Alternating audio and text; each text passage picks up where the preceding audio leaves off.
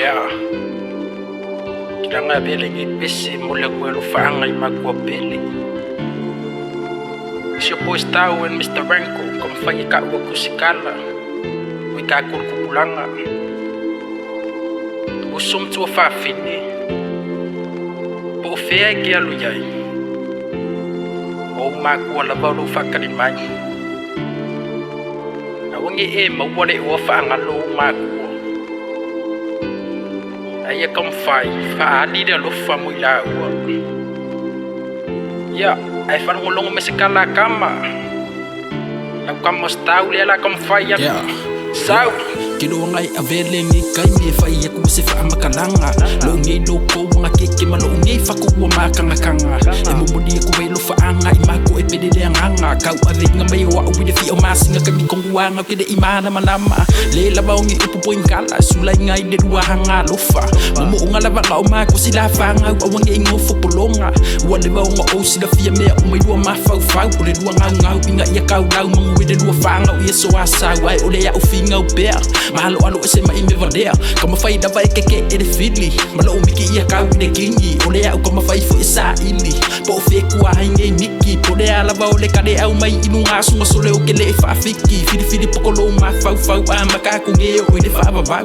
ia e finga winga ia ka ula o banga i ma ku o le langa nga bolo ku i mai o limuli papanga se solo i de pala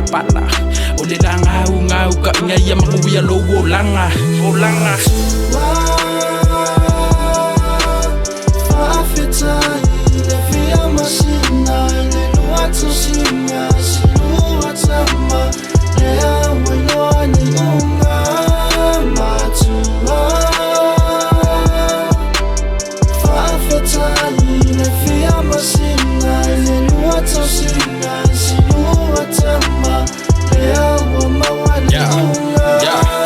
Sa ide vau le moi ide popa ia ole au como fudi ai lau pau inga ova ai aku wa kau de sau kong wai lo i mangaku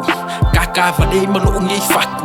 lilo i ma fau fonga ole fai nga malanga le o alu nga wa usa le longa se fa vai mang ko ma ko lo fa kari ma po ani makangi fa lo longa o ke alu pe ide so de kai o ke de fa fiki ide so de sabi de sau wai ma de fidi fa au so mai au ka sanga molia o ma ko le ngi o mangu ia hai o ke le do pe fa pe fea unga o fa ngalo e pe o ngiu mane me mo nunga a ko fo i mangalo ngalo wale ai se papole wale ai fa se masalo salo awa o de kapua inga o ma ku wale ai se uanga o me sa o fa sanga ko lo ma fa ia ke pa kau la i mo so asau ma ia e manga ku inga lo loko ma ku ai fa ava bo fe la vai ke alu iai o ma ku ko ku ma iai a e hava ia ila u fa umi so ke so fuai